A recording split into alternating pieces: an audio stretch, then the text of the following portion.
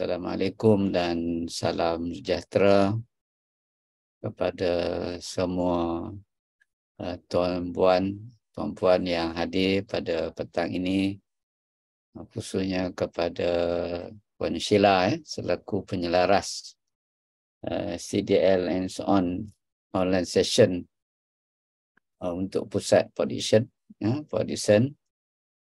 Kita punya penyelaras teknikal saudara Izzuddin. Izzuddin ni berada di Kota Kinabalu. Cikgu Mira lah yang akan membuat pembentangan pada hari ini, dan rakan-rakan guru yang dikasihi dan dihormati sekalian. Pertamanya saya memanjatkan syukur kehadrat Allah SWT kerana memberikan kesempatan dan ruang. Ini adalah merupakan sesi sulung CDL hands-on online session ini untuk pusat Port Dickson. Jadi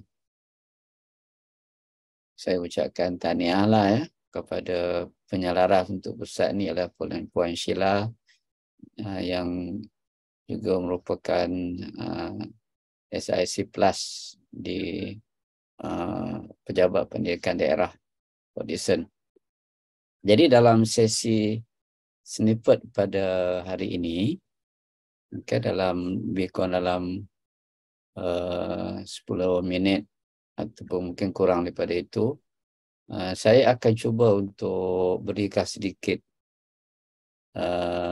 gambaran tentang satu approach ataupun pendekatan yang digunakan oleh CDL untuk menyokong perubahan pendidikan yang kami namakan sebagai naratif baharu persekolahan kita, yang mana perubahan yang kami cuba kemukakan ini dia bersifat sistemik. Perubahan sistemik. Maksud perubahan sistemik ini dia tidak berlaku secara piecemeal, tidak berlaku secara silo begitu, tetapi dia berlaku secara keseluruhan dalam sistem persekolahan kita. Ialah salah satu kaedah yang telah dikenal pasti dapat melaksanakan perubahan sistemik ini ialah melalui professional learning network ataupun jaringan pembelajaran profesional. Yang selepas ni kita akan gunakan istilah PLN. Bila kita sebut PLN, dia merujuk kepada jaringan pembelajaran profesional. Mungkin ada sedikit istilah kalau kita biasa dengar dalam di peringkat sekolah ataupun di peringkat kementerian ataupun di peringkat para sarjana menggunakan istilah professional development. Professional development. Dan dalam 10 tahun kebelakangan ini ada satu pendekatan yang memberi fokus bukan setakat kepada professional development, tetapi professional learning ataupun pembelajaran profesional. Kalau professional development ni dia merangkum semua aspek ataupun semua aktiviti yang diikuti oleh guru untuk meningkatkan pengetahuan dan kemahiran mereka secara keseluruhan umum. Tapi kalau professional learning ni dia fokus, kalau guru itu dia meningkatkan pengetahuan dan kemahiran dia terhadap pembelajaran murid, sesuatu yang berkaitan dengan pembelajaran murid, itu kita namakan sebagai professional learning.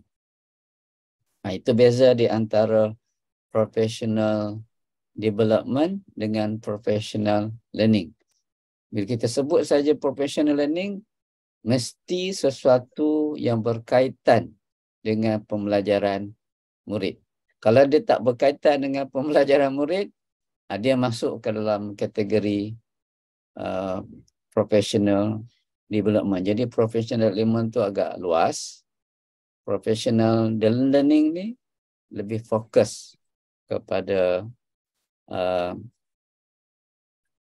pembelajaran murid, ya. Bila guru belajar, guru cuba meningkatkan pengetahuan dan kemahiran mereka untuk mengetahui bagaimana pembelajaran berlaku dan sebagainya yang berkaitan dengan bagaimana cara boleh meningkatkan kualiti pembelajaran murid, itu kita namakan dia sebagai professional learning. Kebanyakan sarjana pendidikan masa kini banyak menggunakan istilah professional learning. Tak banyak yang menggunakan professional development, ya. Di antara sarjana-sarjana yang banyak mempromosikan professional learning ini ialah seperti Helen Temperley, Profesor Dr. Helen Temperley. Dia ni daripada New Zealand. Dia saya banyak rujuk penulisan buku beliau yang berkaitan dengan profesional, dan dia ada model dia ada mengukuhkan satu model professional learning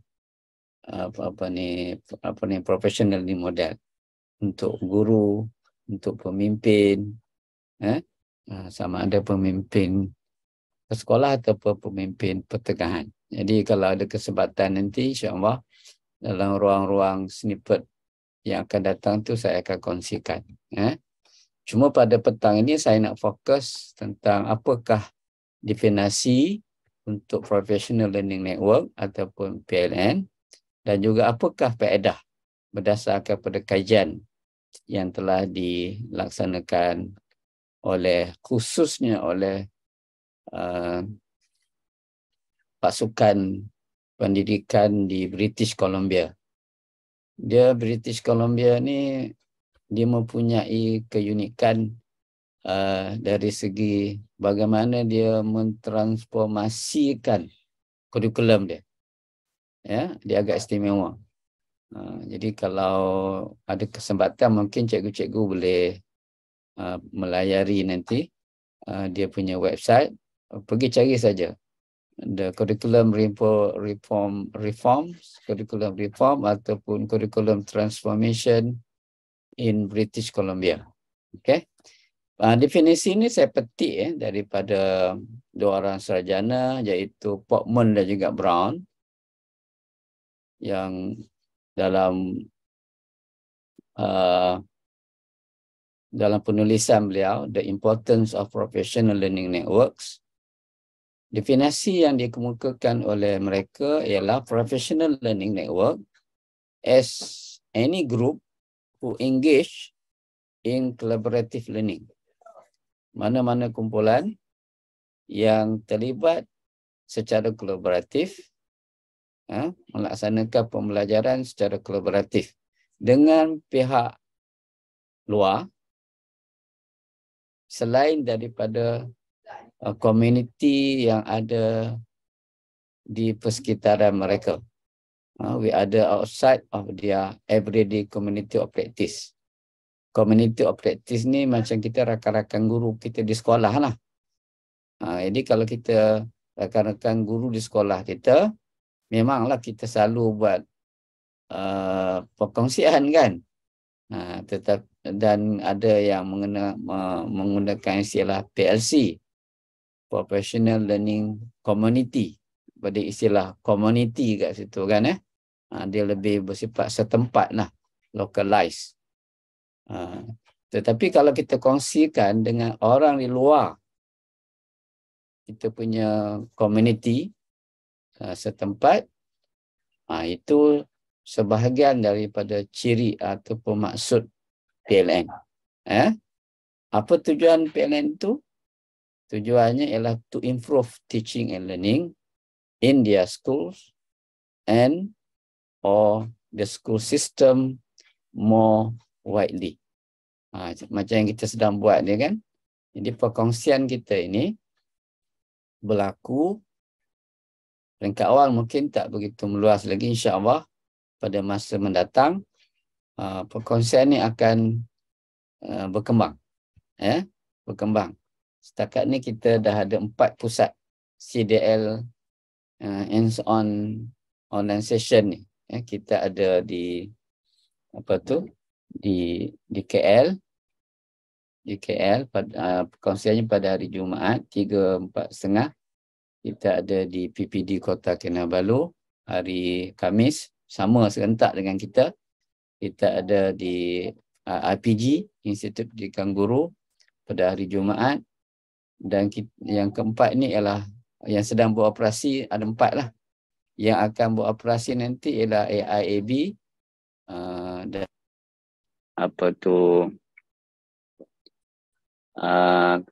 kita akan buka satu lagi pusat di Kuching, insya-Allah pada bulan Jun ke bulan September begitulah. Okey. Dan yang keduanya yang saya nak kongsi kat sini, apakah dia faedah pelaksanaan PLN ini? Sebab CDL hands-on ni adalah salah satu